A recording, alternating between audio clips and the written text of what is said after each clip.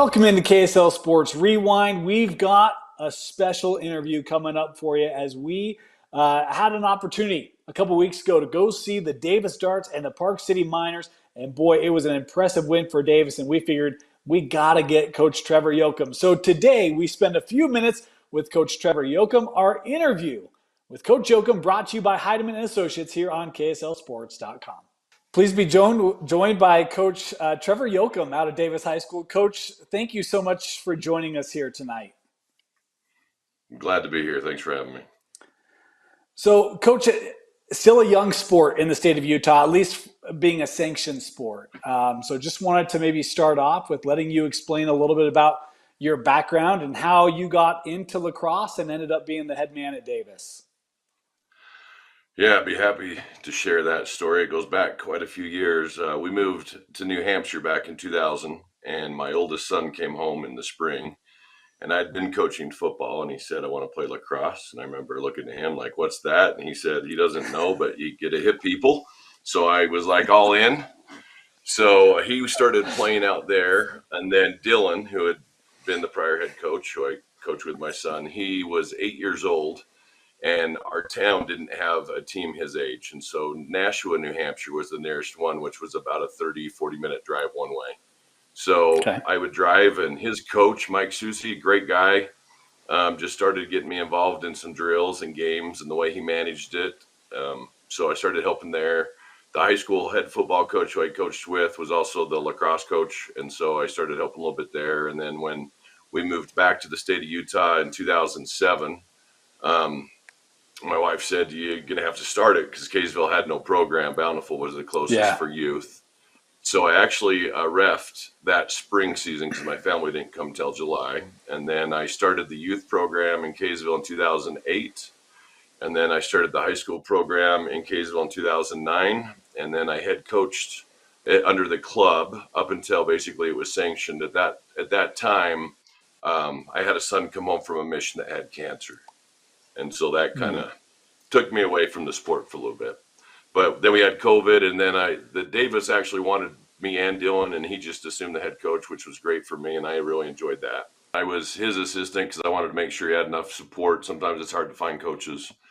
And so had a great time being his assistant. And then when he had his third child, my seventh grandchild, he needed to step back. And so since no one but Yoakums have coached Davis, we figured we'd keep that going.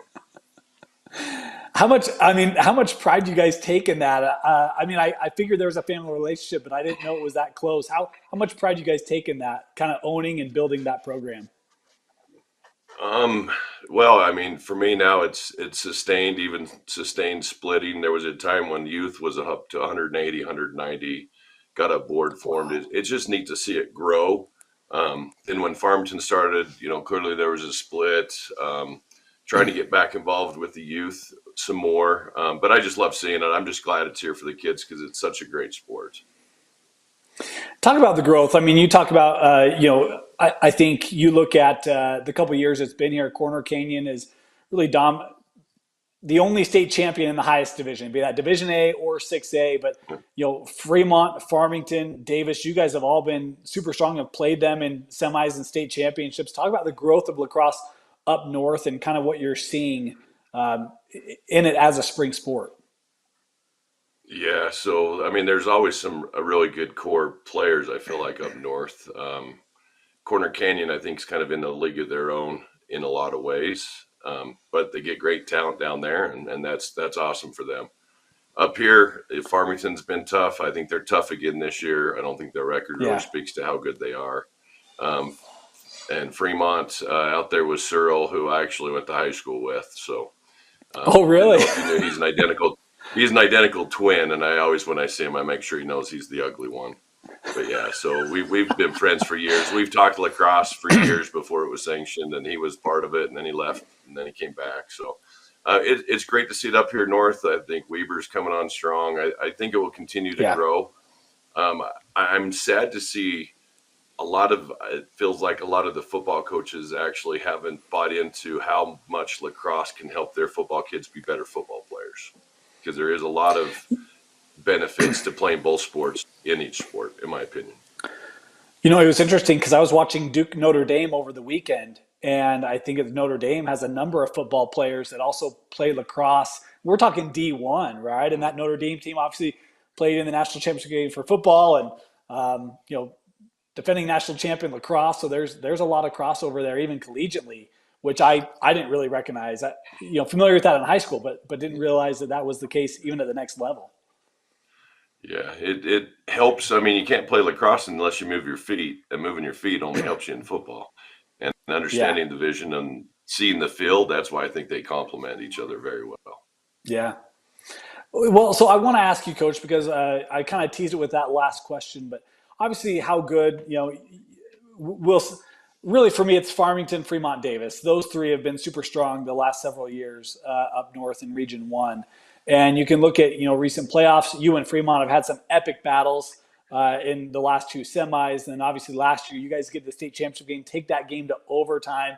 What was that like coaching in that state championship? And not to bring up bad memories, being right on the cusp of knocking off Corner Canyon. They're a great team. That game was so fun, frankly. I mean, the outcome wasn't what we wanted, but that was a great game for spectators, for people new to the sport. That was a Yeah. great game. Um, I had actually had surgery. I had torn my bicep tendon that Tuesday. I had surgery Tuesday because we had the semis and then we had the finals. So you'll notice I had the sling on there, but it was a great game. Our season doesn't matter if you win or lose. Your season ends that day, and we had opportunities. So I'm Yeah. not bitter about that game personally. It's like that. I wish we would get executed a couple times better than what we did. But at the end of the day, to be part of a great game like that and to push them into overtime, I think was awesome. I mean, double overtime. It was pretty unreal. Yeah. That game going back and forth, and even the surge you guys had at the end felt like, man, they were going to do this, and obviously was a great battle. How do you feel like the program, the kids? Obviously, you had so many seniors, but you returned a number of key guys. Ashton Wood, one of them. How do you feel like this group has dealt with having to replace some real key talent, but coming back and having expectations of being that close, but also coming up just short? How have they dealt with that expectation of coming back this season? They've dealt pretty well with it. We actually have a really strong senior class this year. We've got 23 seniors. Not all of them are contributors, but we have a lot of the D pulls played their starters last year, except for Cash Allen was the only one we graduated. Um, we have a lot of senior talent this year. Unfortunately, some injuries. We had Tate Walworth, great goalie. He's going to play at UVU, tore his ACL. He played a quarter and a half of his senior year and then had to have Oh surgery. man. He had surgery last Friday. So we lost him as our goalie. So then we had Dawson Draper up at Park City, had a separated shoulder, so he's out for a while as well. So it's hard because we're not Oh we're man. not super deep, but we have a lot of good talent. You've got Rocky Eldman, you've got Ashton, Hmm. Breck Jensen, offensively Donegan. We've got others that will step up Yep. and just keep playing the way we want to play. I mean, you could look at the team and you could pick two or three guys and lock off. It's okay because three more will step right in where they were. Well, so we did that Park Defensively, City we'll game. be a little tougher. Yeah. Yeah, well, so we did that Park City game, and Coach, I'm not gonna lie, I loved watching you guys play because it was never rushed, but it was never slowed down. It was like you always kind of played the tempo you wanted, and when the opportunity was there, it was like boom, attack. What makes this offense, this group, have the ability to do that, to play very composed, but also be able to seize moments? Well, a lot of it comes from those seniors that have been played in the state championship game. They've been around. They understand our strategy. Like there's a point when we want to push it if we have an advantage, and if not, we're gonna take our time to shoot where we want to shoot from, what we call the kill zone. And if it's not in the kill zone, then just keep working it until that opportunity comes. And they're good at being very patient. I'm curious, Sometimes they're kind of too what the patient mood. for me, but Okay. So you'd prefer to be a little more faster pace on the it offensive end? depends. It depends. At times, Okay, there's times where they're in the kill zone and they don't take the shot, and I don't like that gotcha, personally, but that's okay. gotcha.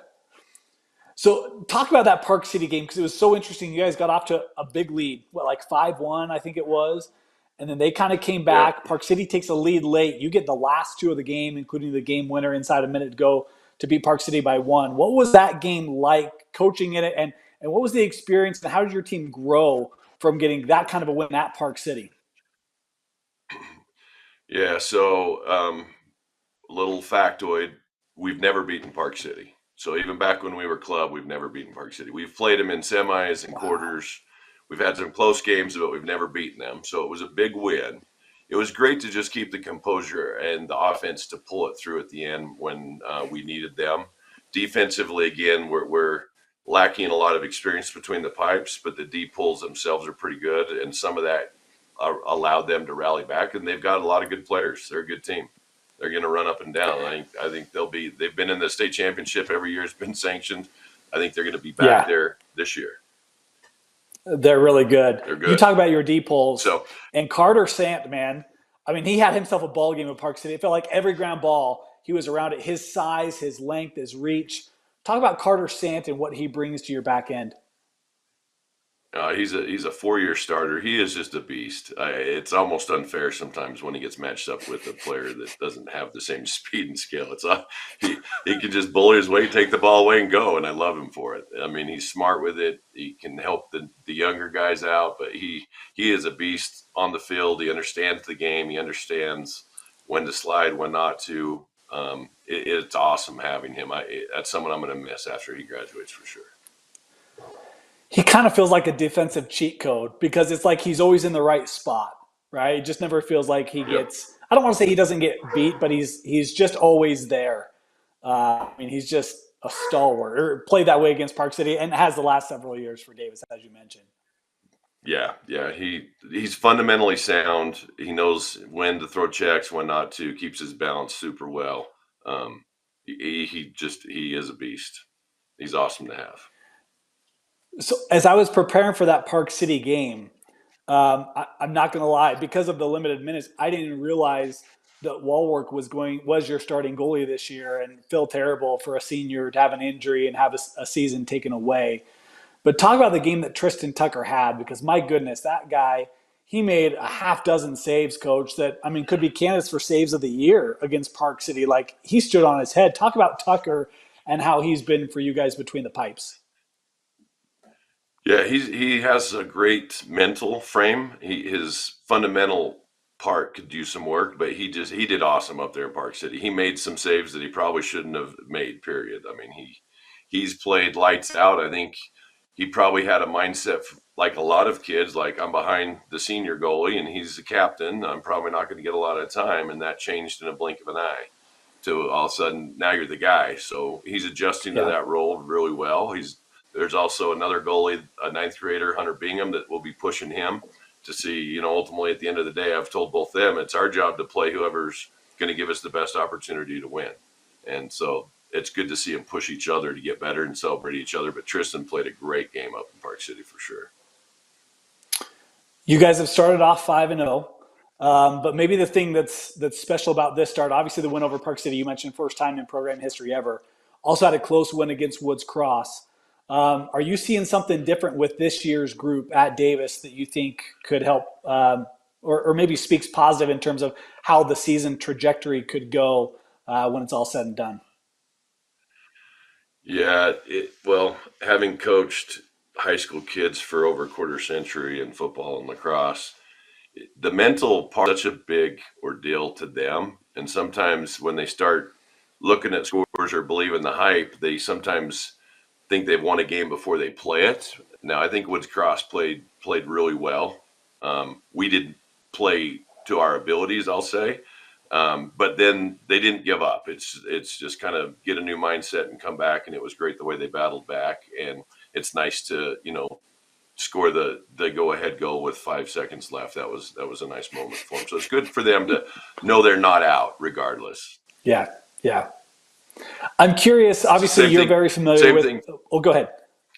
No, I was just gonna say it's the same thing. Go back to Corner Canyon, the state championship game. Like we were down 6, we never thought we were out. We never believed we were out, and then I think we held them scoreless for 20 minutes at one point, Yeah, and on the comeback. So it's something that these kids always believe that they're never out.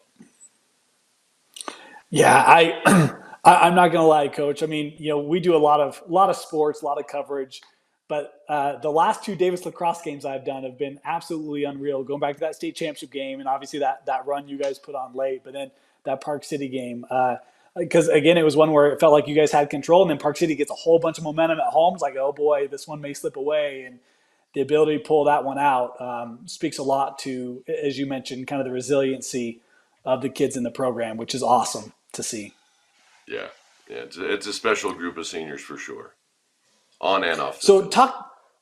talk about Region One. Obviously, we talk about Corner Canyon, and Mountain Ridge been off good to a good start this year. Lehigh, Sky Ridge, but for me, I feel like the best top level in a region is probably Region One with yourself and Farmington and Fremont. You talk about Weaver coming up.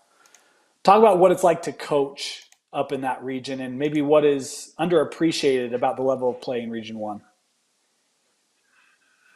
I don't mind people overlooking Region One. That works for me. I don't mind being an underdog, so I kind of like that. I didn't hear all of it. It kind of froze for a second, but I think you kind of asked Okay. Region One. I do think there are four teams that are doing really well. I'll start with Weber. He's doing a great job. I think they're strong this year. I think they'll go far. You've got Cyril at Fremont. They've always been tough, and Mm-hmm. they've got three kids that are doing great on offense together. And Sousa, the goalie, he's back for a senior. They've done well. What I didn't know is with Westfield how that split would affect them, but they're looking strong right now. And then Farmington, I think they hit a couple roadblocks early, but figured that out. Now they're coming on strong. So I think all four of us will do pretty well and be any given day. Anyone can beat anyone in Region One. It seems like. It feels like the way that it's ended the last couple years. You think about that first year, and Corner Canyon, Park City, both in Division A. Corner Canyon was by and far the best roster, hands down, no questions asked. But you see how kind of Fremont a couple years ago, you guys last year. Do you feel like you're starting to see more parity in 6A across the state in lacrosse? In pockets, I do think there is more. I do think there's more parity across the board. I mean, even if you just based on scores, right? You've got Yeah. Woods Cross that beat Farmington. Farmington beats um, Judge. Judge beats Brighton. It's this trickle effect that Brighton beats Farmington. So who any given day, a lot of these teams could beat each other. So I do think there is a lot more parity. There's teams that are still figuring their way out, like Hillcrest. Wish the best for all these new ones. I know Tim Richards at Layton. He'll get that figured out. It's a challenge. Sometimes it's uphill, Yeah. but they'll get it figured out. Even Syracuse this year, I think, started off better than they have in the past. Well, and I love that you see, Region Nine, Southern Utah now coming, on board with sanctioning, and so you do see it growing, which I think is really fun. Coach, for people who are maybe not familiar with the sport, what would be the thing that you would maybe share with them in trying to help them watch lacrosse, get familiar with lacrosse, come out and experience it? Yeah, that's a tough question there. Because to me, there's two parts. I mean, when you watch the game, right, it's put the ball in the goal and stop them from putting the ball in the goal. I mean, that's it on its simplest level. I think lacrosse is what every sport for youth should be about, right? From the Native Americans of you give it your all, and then you give each other a hug and you let it go. And too often there's too much animosity between sports teams and everything else. Like at the end of the day, it's a game and play it because you love it and then let it go. That'd be the biggest I thing for love new that. folks. I love that. I mean, even I had Coach Searle with me in that championship game calling it last year, and he was so excited just to see one a great game, but two to be able to see how well you guys battled back. And there is just kind of that brotherhood of, hey, look, we're out here to compete and to have fun and to play a game we love, and then at the end of the game we go home and we move on with our lives, and I love that. Yeah, I feel pretty strongly about that one. So, what is an element of the game, if you could have your say, that you would say you'd like to see changed? Whew. Um, Man, I don't know that I would. I keep debating, right? I think the big question is shot clock, right? Do high school, do Okay. we implement shot clock? Do we not? Because it changes. I feel like when I watch college, and I watch quite a bit of college games, it changes the game a little bit from most teams want to go deep in the shot clock before they're shooting, which then kind of your defenders almost can take a mental break for Mm. 10, 15 seconds before they have to really turn it on. And I don't know if a shot clock would be beneficial. I know they're testing it, I believe, in New York this spring. I don't know if that's the next evolution. Um, I it's so hard because you got the old like Maryland who would hang onto the ball for 3 minutes and shoot and score, and they just grind it to death, right? So you got to limit that time. But I Yeah. think there's a way that could help the game, but I don't know that I'd ultimately change much. I mean, it's a pretty enjoyable sport. I say some of the it's a little bit like hockey. I'm a big hockey guy. If you don't understand the rules, it can be a little confusing, right? Well, what was that call and why this and why that? But once you kind of understand it, it's like, man, it is fun. It's fast paced. It's got a physical element with having finesse too. It's a really great blend. I would like to see the shot clock. I think it helps keep the pace going, and I think it prepares kids that are going to go play at the next level too. So I think that's a good one. Yeah.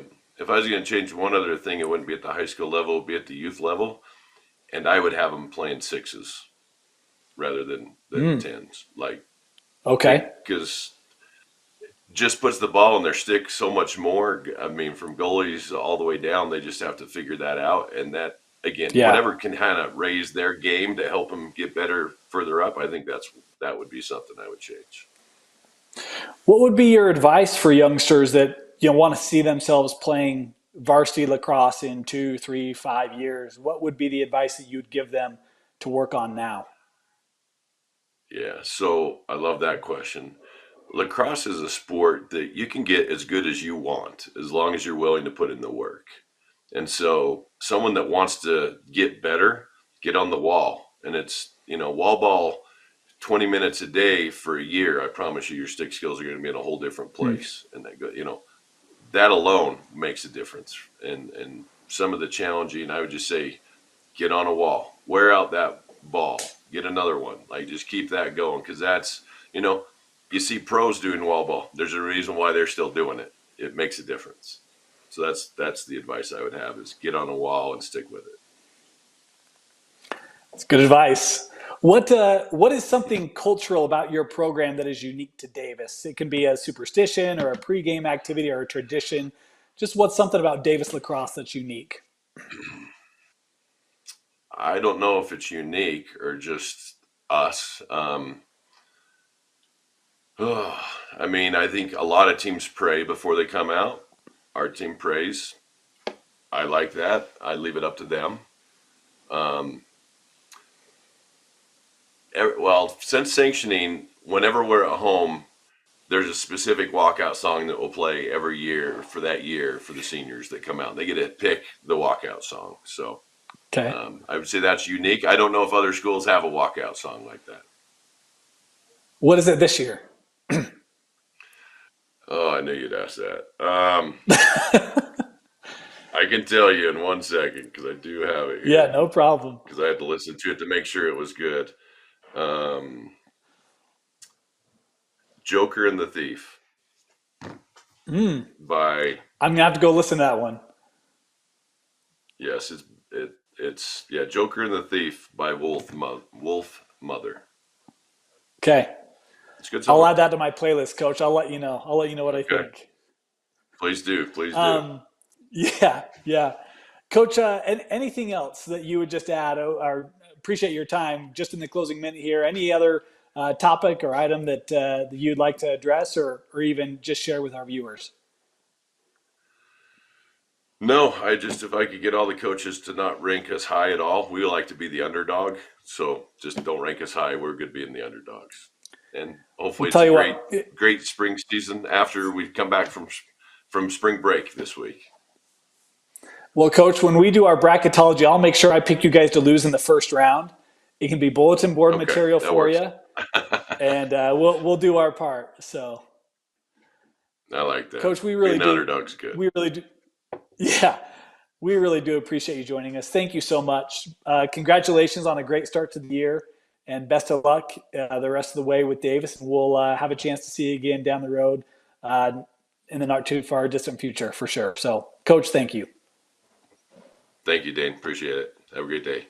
Man, such a good interview. Really appreciate the time from Coach Yoakum, and to understand the background that not only he but his family has had in coaching lacrosse up in Davis County, and as you see the strength of that program, well, really of lacrosse in that county grow, but you've seen Davis get better and better and better each year, and last year being right on the cusp of a state championship, and obviously having that heartache, but you see what they've been able to get back to this year. Super impressive job by Coach Yoakum, and Davis Lacrosse continues to be in really good hands with him at the helm up there. And really want to thank him for his time. Obviously, great to be able to get a little bit of a peek inside of coaches to understand, how they kind of got into the business, as well as their feelings on current state of the game and opportunities, and talking about their kids. And love it when coaches do it for the right reasons, and talk about their kids and trying to develop young men. And you hear that come through in Coach Yoakum and his answers. And man, Davis, they got themselves a good one. Continuing off to a great start. This is going to be a team that will be in the mix in 6A. And we'll have a few other interviews coming up in 6A as well. But this Davis Darts team off to a really good start. We'll see if we can't get them in some of their region games. That Region 1 is going to be super tight with they and Fremont and Farmington. They'll have their work cut out for them if they want to get back to a state championship game. But Coach Yoakum, thank you so much. Really appreciate the time. And if you've got a coach that you want us to sync up with to interview, hit us in the comments or reach out to us on social media at KSL Sports Rewind. For Vince Francis, my name is Dane Stewart. Thank you for joining us here on our interview series with Coach Yoakum on KSLSports.com, presented by Heidemann and Associates.